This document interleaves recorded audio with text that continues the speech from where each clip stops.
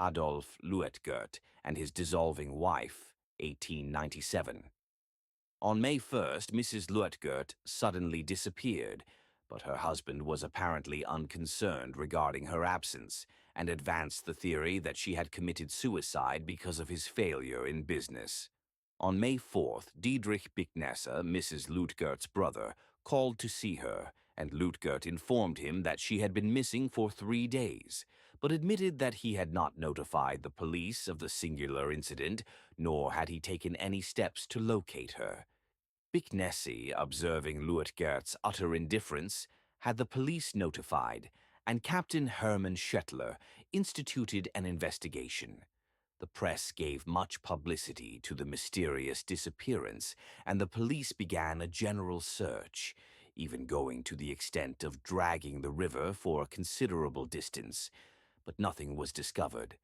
Finally, Captain Schettler decided to confine his investigation to the factory in general, but to a large vat therein in particular, and a rapid solution of the mystery followed. In the sediment in the bottom of the vat, 2 gold rings, one having the initials LL engraved inside, a tooth, and 2 corset steels were found.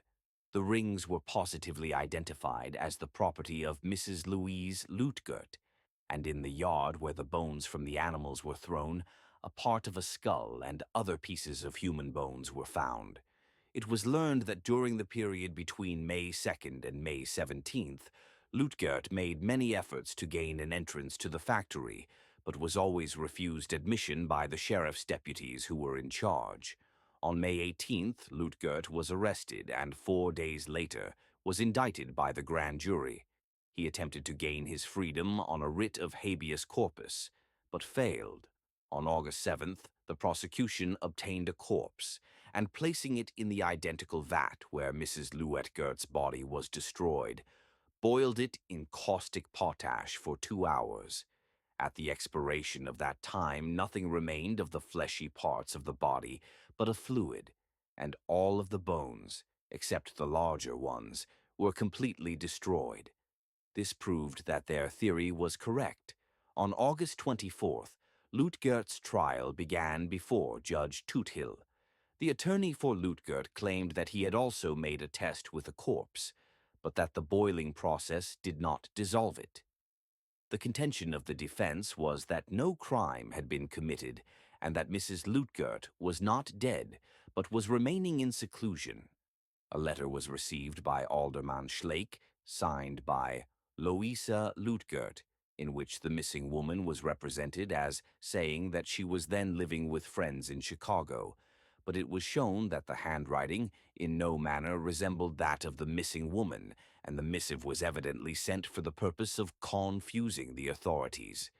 Nicholas Faber and Emma and Gottliebe Schimke testified that they saw Luetgert enter his factory about 10 p.m. on the night of May 1st with a woman about the size of Mrs. Luetgert. Frank Odorowski, an employee of the factory who assisted Luetgert to put the caustic potash in the vat, testified that in all his experience in the factory he had never seen caustic potash used there before. Mrs. Agatha Tosh, whose husband conducted a saloon opposite the factory, testified that she saw smoke coming from the factory chimney on the night of May 1st, although the factory was supposed to have been shut down at the time. Chas Hengst stated that he was passing the factory about 10 p.m. on May 1st and heard a noise similar to that made by a person screaming. On October 18th, the case was submitted to the jury, and after deliberating for 66 hours, they failed to agree, 9 favoring a conviction and 3 voting in favor of an acquittal. On November 29, 1897, the second trial began, and Luetgert made an appeal to the public for financial assistance, but few people responded. On January 19, 1898, the defendant took the stand in his own behalf for the first time, and the police experienced great difficulty in handling the crowd.